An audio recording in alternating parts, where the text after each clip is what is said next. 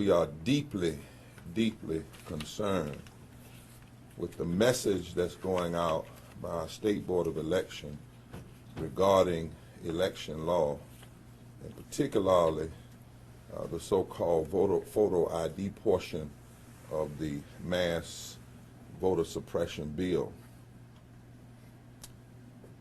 What we've seen happening is that best disingenuous and at worst a cynical attempt to further suppress the vote.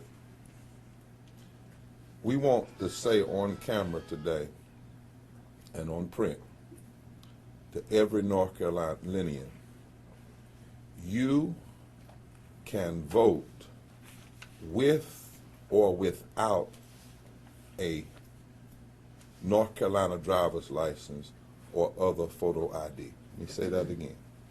According to the law, you can vote with or without a North Carolina driver's license or other photo ID.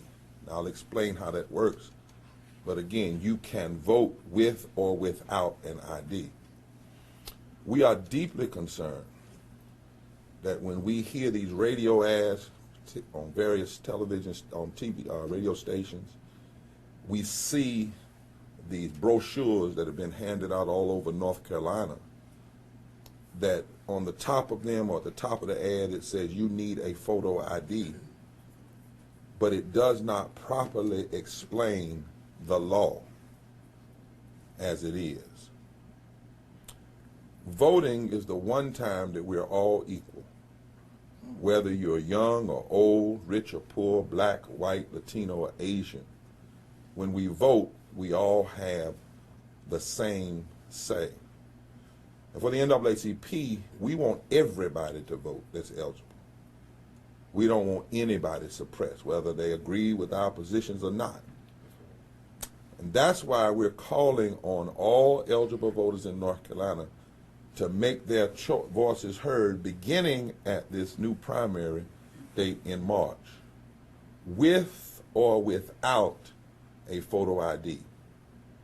I cannot overemphasize that, and we're deeply concerned as to why the state is not doing so.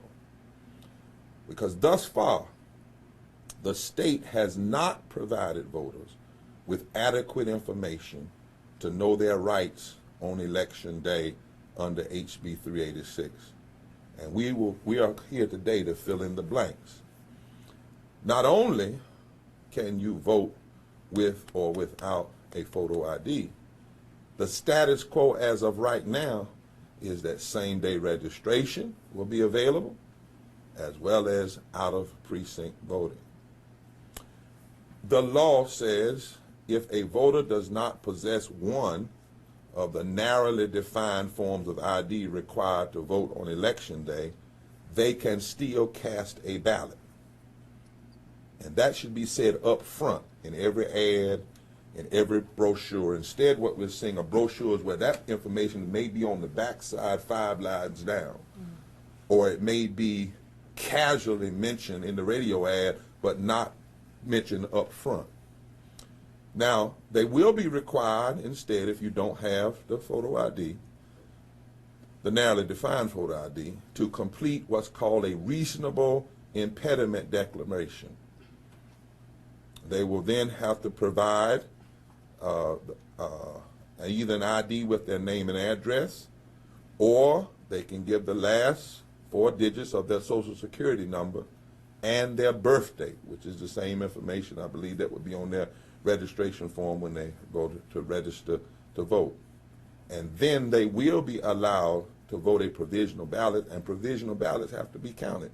There's a process for that, but you can vote with or without a photo ID.